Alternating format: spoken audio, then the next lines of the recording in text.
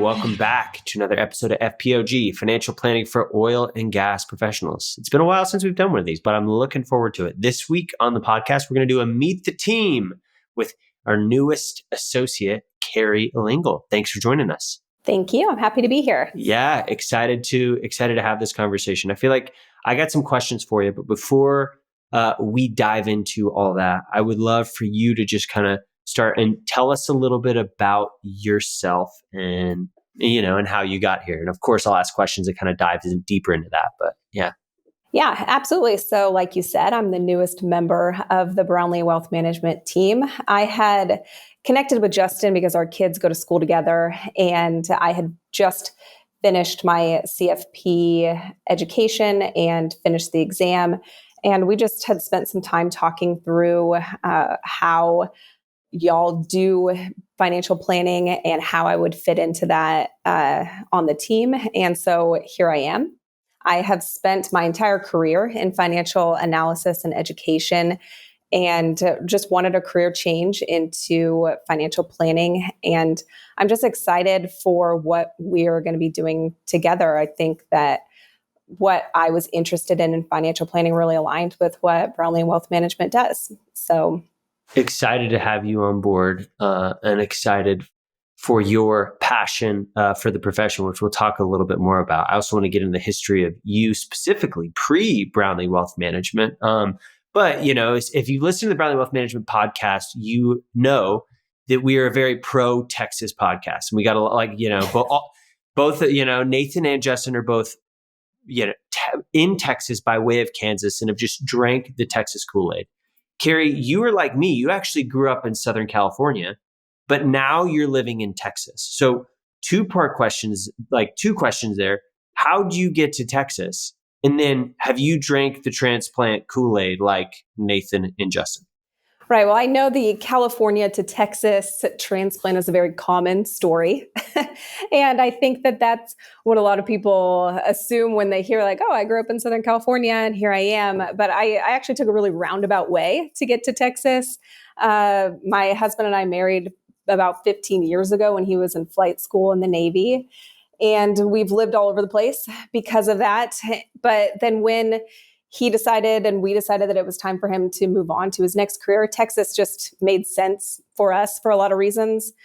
We had family here at the time, and he could easily work as an airline pilot from here. We really like to travel, so it's easy to get pretty much anywhere in the world from DFW. And so that's why we made the decision. It was really practical for us when we were looking for places to settle. But have I drank the Texas Kool-Aid? My absolutely go Texas. I would say that after living here for the past 4 years, we absolutely love where we are. I would say I've probably drank the Fort Worth Kool-Aid, right? I love our neighborhood. We live in a neighborhood full of 1920s Tudor style and Craftsman style houses. We are really close to lots of museums and restaurants and lots of kid-friendly activities. So I would say I have fully drank the Fort Worth Kool-Aid. It's our favorite place that we've ever lived. But I don't really have any plans of living anywhere else in Texas outside of probably the 1 mile radius around my house. Got it. So the Fort Worth Kool-Aid. But you've drank the Texas Kool-Aid by way of Fort Worth. That's right. That's where we'll land. Okay, very cool. You touched on a couple things when you were talking about your introductory monologue of you said, hey, you had already passed the CFP before you started talking to Brownlee Wealth Management, and you've kind of been doing a version of finance your whole career, right? Financial analysis, financial education, financial coaching. Tell us a little more about those things and how do they feel like they've prepared you now? Because, they're all technically finance, but as you look under the hood, what you're doing day in and day out is very different. So I'd love for you to just talk about that a little bit. Yeah. So when I started in my career right out of college, I graduated from UC Berkeley with a business degree and went into corporate banking in downtown Los Angeles. I was working in credit analysis for Fortune 500 companies. And so I did that for about a year and a half until I met Brian and we got married, and I went to a small town in Mississippi when he was in flight school. But working as a financial analyst in that role really gave me, I think, a solid foundation in risk analysis, in financial modeling, in understanding how numbers work on balance sheets and income statements and how they all function together, and being able to tell the story behind those numbers, and also understanding how financial modeling works and looking forward. And again, not just the data input, but really understanding, telling the story there and what that's going to look like in a corporation's decisions, which I think applies to personal finance as well. You know, when we're projecting retirement plans going forward, it's not just about the numbers, it's about what that looks like in a person's life. And it has to make sense. And so understanding those checks and balances that go into that piece of it. So I think that has really helped me understand personal finance in a different way, looking at it from a starting point of looking at corporations' financial statements. And then after that, I really just wanted to transition into a role where I wasn't staring at spreadsheets all day. I, wasn't just staring at numbers and not having a lot of human interaction. And like I mentioned a few times, with my husband being in the Navy, we had been moving every 2 to 3 years. And so I wanted to be in a position also that I could move with the military. And this was at a time where, remote work wasn't really a super common practice, that if I was moving from one base to the next, my job was pretty much done at that point. They weren't going to continue on with me working from home. It just wasn't something that was done. And so I was introduced to this idea of these accredited financial counselors that are on military bases that do a lot of financial education and counseling with military service members and families to help them manage their finances, because the military really believes that financial readiness is a super important part of military readiness. And so they have a whole infrastructure surrounding financial well-being. And so I transitioned into that role. And I spent a lot of time working with service members, doing a lot of education on all areas of personal finance. And so I think that working in that background really helped me understand kind of the personal part of financial planning. When you're working on a company's financial statements, there's not a lot of emotion behind that. And it just can a lot of times be numbers. But when you're working with people, it can really impact very significantly their day-to-day life. And so I think that I got a really good understanding of how to explain some complicated financial concepts in ways that clients can understand. So it just gave me a lot of good communication training. Love it. Yeah. You touched on something like so important, like financial planning and wealth management. They're equal parts art and science. And I think that's why I gravitate towards them as well, because, I like the intellectual stimulation of the spreadsheets, but also like there are a few things more emotional than money.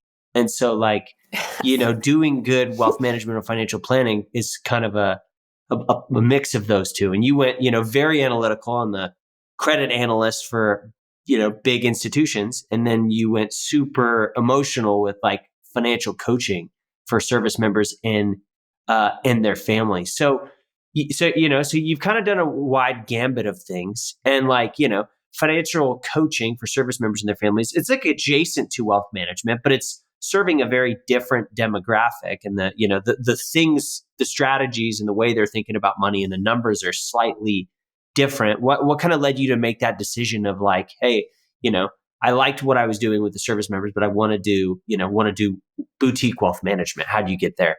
Yeah, that's a great question. And I think that the work that I was doing with the military service members and their families was super valuable work. I think that it's really helpful for any individual to have good financial education and guidance, especially early on in their career, because there's so much that can be done when someone's super young, to set money aside and to just not make a mess, but do themselves a favor later, where it's like, okay, I've really set myself up well.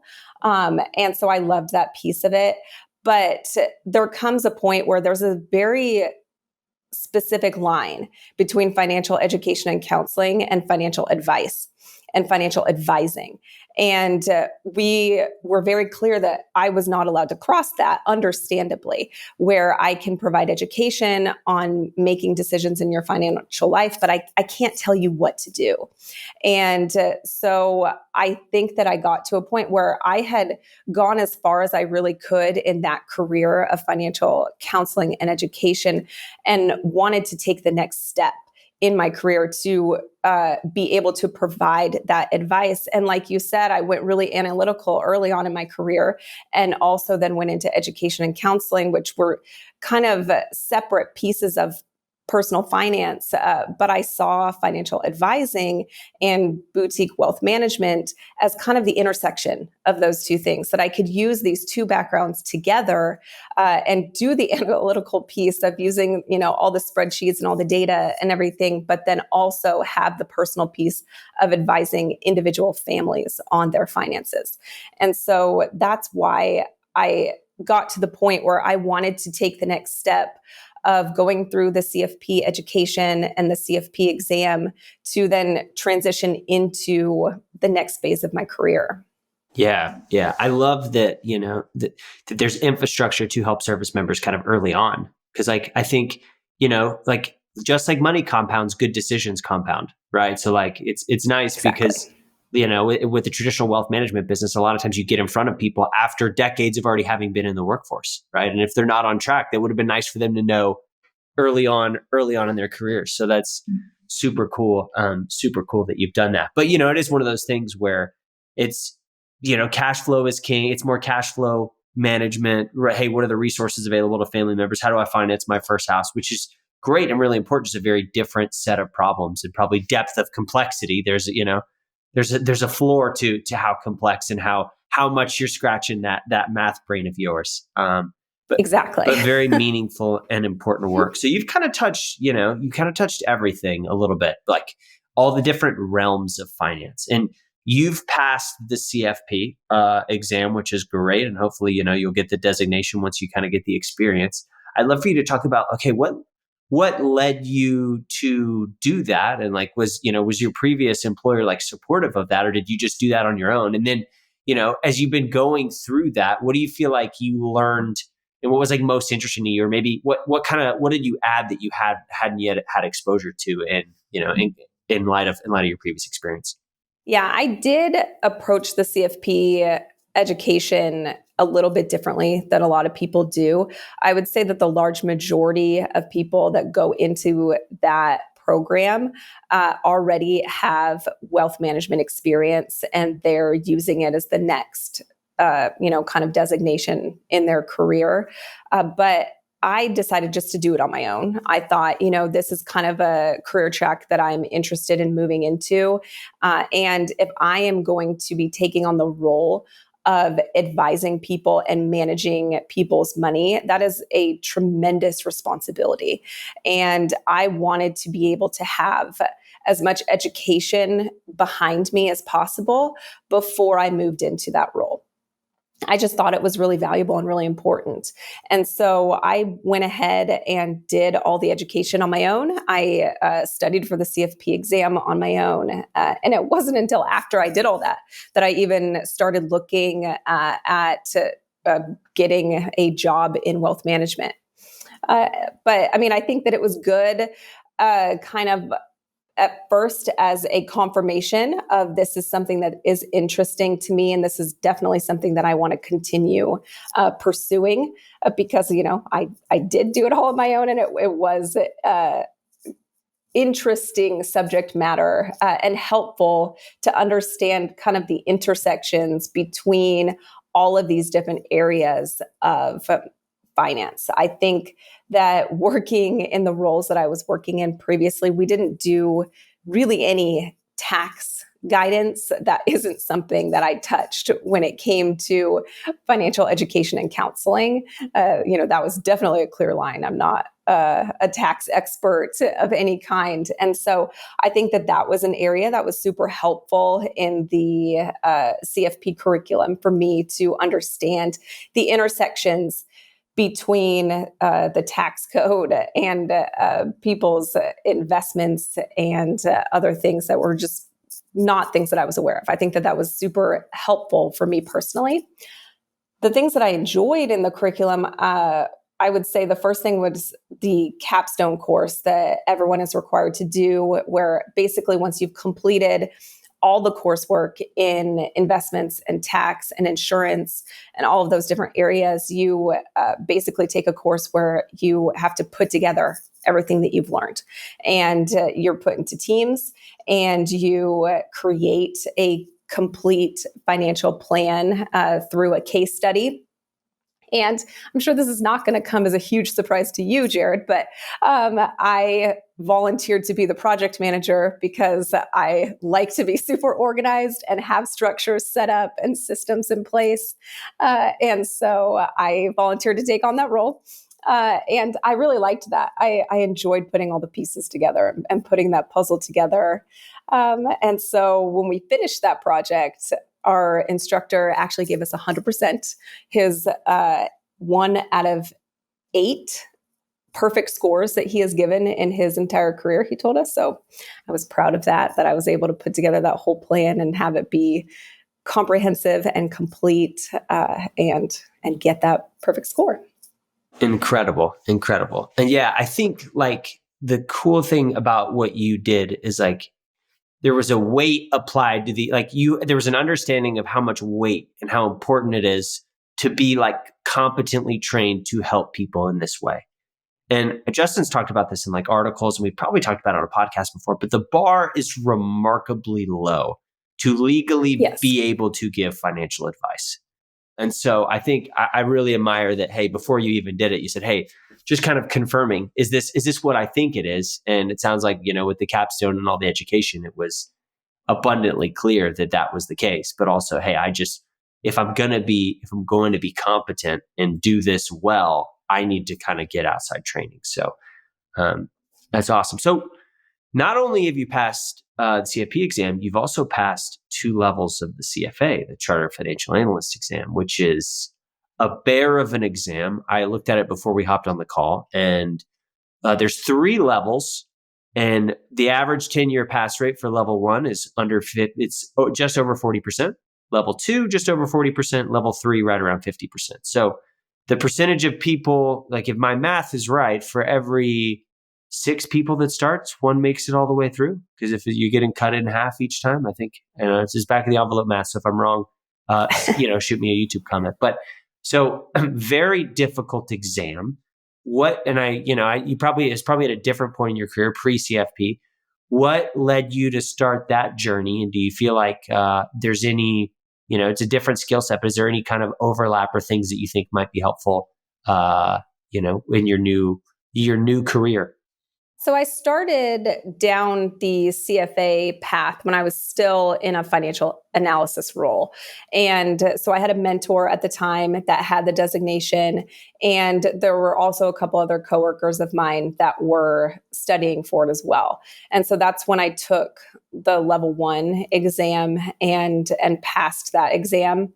It took me a couple years until I was ready to study for the level 2, because at the time they were only offering it once a year. And so you basically have a certain number of months out of the entire year that you have available to study. And sometimes it made sense in stuff that was going on outside of the CFA curriculum for me, and sometimes it just didn't. So I did not pass level 2 on the first try. I then studied again and passed at the second attempt. And that's a pretty common thing for most people that get stuck in the CFA curriculum. Usually it's level 2 that you kind of get stuck in. But I have always described the CFA curriculum versus the CFP curriculum is that the CFP curriculum, the challenge there is it's very broad.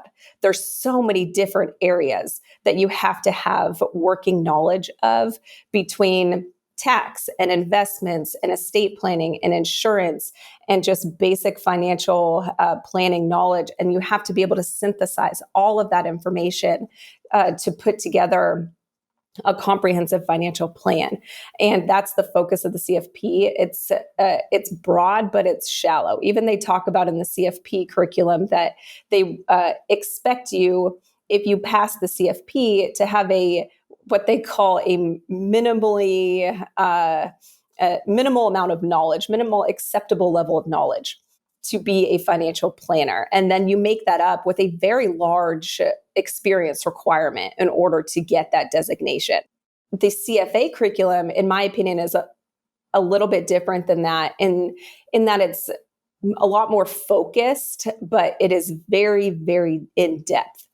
I feel like it's going into a master's level curriculum in financial statement analysis, statistics, investments, portfolio allocation. And so it's really interesting subject matter to me. And I think that is why I will at some point get to the level 3 and pass that. I also just kind of like a challenge. And as you could probably tell, I am a lifetime learner. I'm always trying to do, something else to improve my knowledge in some way.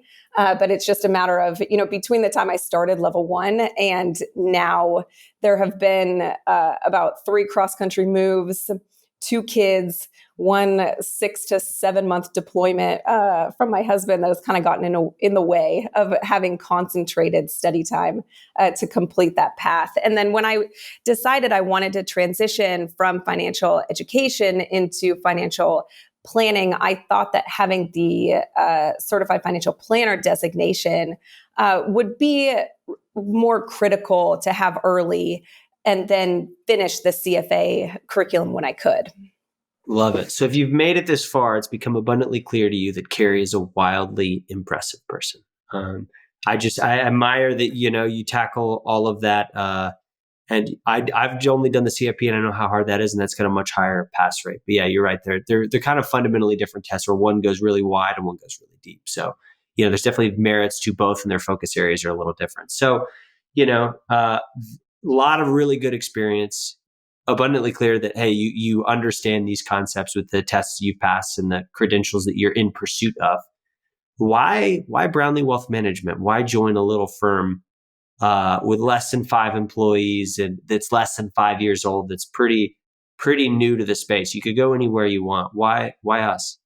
I would say that it's because that's exactly what I wanted. It's what I wanted to do after I got my CFP designation. I had really thought through what type of company I would like to work with. And even before I spoke with any of y'all on the Brownlee Wealth Management team, I wanted to work with a small, independent, fee-only financial planning firm that was super focused on serving a small number of clients really well.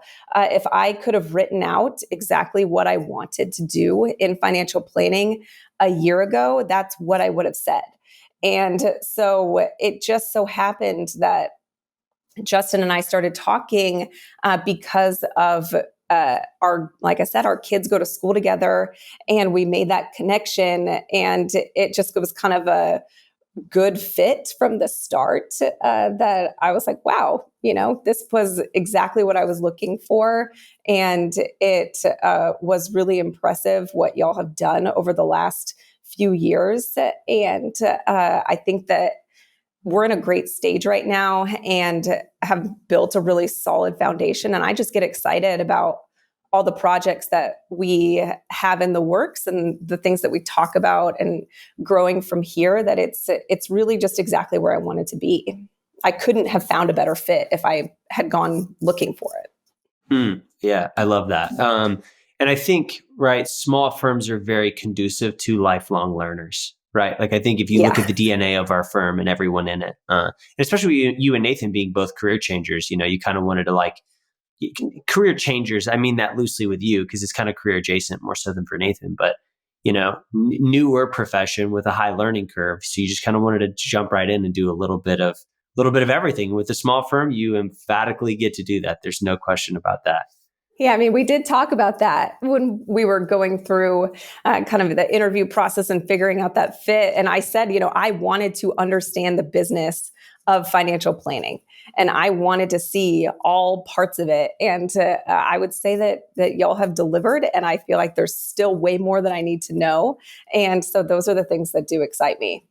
Awesome. Well, it's going to be fun to build it and to grow. So, kind of as we begin to wrap up, like we talked about this idea and haven't really touched on it a ton, but money being like super personal. So, like I would love for you to just kind of talk about, as you think about money for your family and the idea of wealth, which money could be a part of that, but it doesn't even have to be in your definition of it. How do you think about those things, and what like values and principles do you hope to pass down to your family? Yeah, I mean, and I think that you touched on this a little bit earlier. What I would really like my kids to understand early on is the value of making small positive choices over a long period of time. I mean, it seems so simple, I mean, as financial planners, as, financial people with financial knowledge, it's just the basic concept of time value of money. But I think that it's really difficult for especially our kids to grasp. I mean, they have instant gratification all the time. Even when it comes to, the TV shows that they watch. My kids are 4 and 8 right now. I mean, they have an unlimited number of choices in TV shows. Instantly, between do they want to watch Netflix or Amazon or Disney or whatever, they have unlimited choices immediately. They don't have to wait for Saturday morning cartoons, like we had to wait for when we were kids. There's no idea of delayed gratification. And so I think that this concept of things taking a long time and being able to build wealth over a long period of time by setting aside small amounts of money early on so that it has time to grow. And like you said, it's not even just money, it's just making positive changes that can impact your career and the things that you do in your job. It's a lifetime practice. And if I can instill that in a world where everything is immediate gratification, then I think that I've done something right and that I will set them up for success over the long term. I always used to tell the ROTC students that I would do education with, because, they're very early, very new in their careers, that I can't guarantee that you are going to get rich overnight. I mean, you might stumble upon something that can just grow wealth really fast, but I can almost guarantee that you can grow wealth over your career, over your lifetime, if you make small choices in the right direction. And so if I can teach my kids that, then I will at least consider some success there.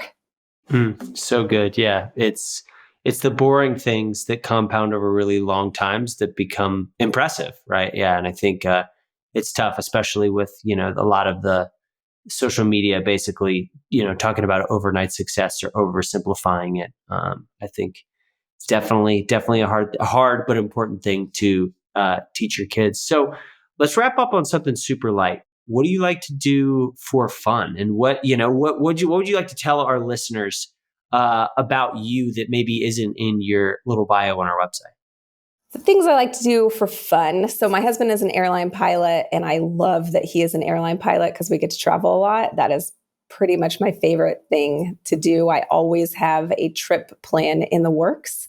And so right now, he and I are planning a trip to Japan, and I have about a 30-page Canva document drafted because not only do I like to travel, but I really like to build the structure of the trip and build the itinerary and the trip plan out well in advance. And so I have a lot of fun doing that. I like to plan for fun is what I like to do, which is, must mean that I'm in the right place in my career as a planner.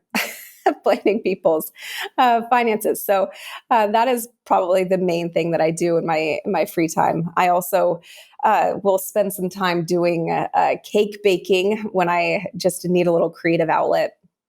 My daughter just turned 8, and so she tasked me with making her a koala cake. And so I created this whole cake that looks like a koala's face with fondant and ears and all the things. And all the little girls were just thrilled with this at our birthday party because a lot of them are into this show called Is It Cake on Netflix right now, where these bakers make these cakes that look like things that aren't cake. And they all use fondant. And so when I did this cake that the ears were made out of fondant and all these things, all these little 8-year-olds are like, oh, you used fondant like on the show? And so I was a big hit when it came to 8-year-old birthday parties and the koala cake. Well, we will need, if you have a picture of this koala cake, I'd love to put it in the show notes so that we can see. But Cari, thank you for joining us. We're so excited not only to have you on the podcast, but on the team. And we're looking forward to growing together. That's all we got for this week. Ideas for future episodes. We've been getting lots of feedback from listeners. So we got a few in the docket that are listener requests. So if you have ideas for future episodes or you just want to give us feedback, podcast@brownleewealthmanagement.com. Thanks. We'll see you next time.